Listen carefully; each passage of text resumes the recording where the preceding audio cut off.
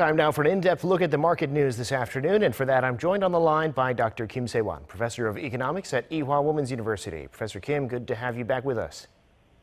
Good afternoon, Devin. Well, Samsung Electronics, as we just heard, gave us an earnings surprise earlier this month, but now the official earnings out today are even better, and not just in its semiconductor business. What do you make of these figures, and what does that say about the second half of the year for Samsung?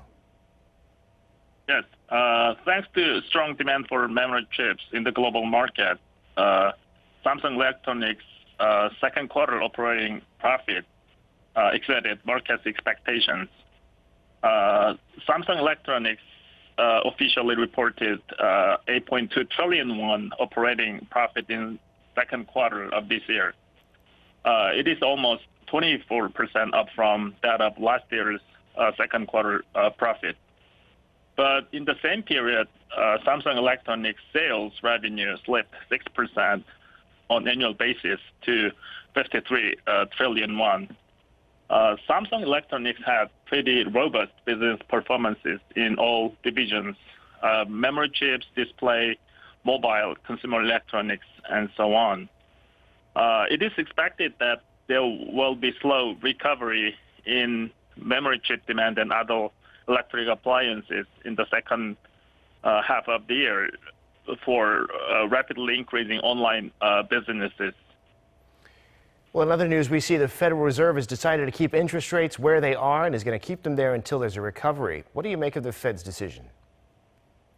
But Chairman Powell said on Wednesday, U.S. economy faces a long road to recovery that will require greater fiscal efforts. And Fed did not specify new steps of policy, and which means their interest rate will be continued until the end of this year. It also means altogether that Fed further monetary policy actions will totally depend on the path of coronavirus pandemic. Right. Well, stocks were up on Wall Street overnight, all three main indexes by quite a fair bit. What's the story in the global markets then? U.S. stock climbed Wednesday as Fed reiterated their strong support on U.S. economy hit hard by coronavirus pandemic.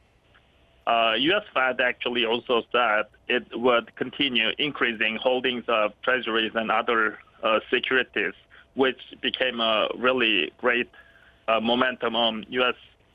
Stock market.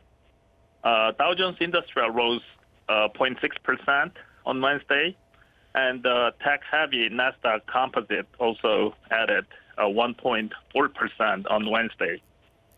Now, South Korea and the U.S. have decided to extend their currency swap agreement by another 6 months. That's $60 billion in that deal.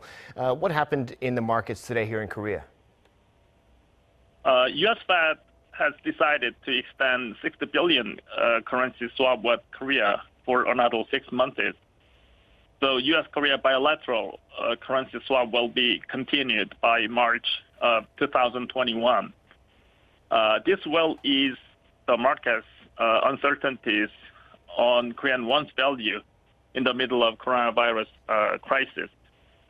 So thanks to U.S. Fed's interest rate fix and currency swap extension, domestic market gained today.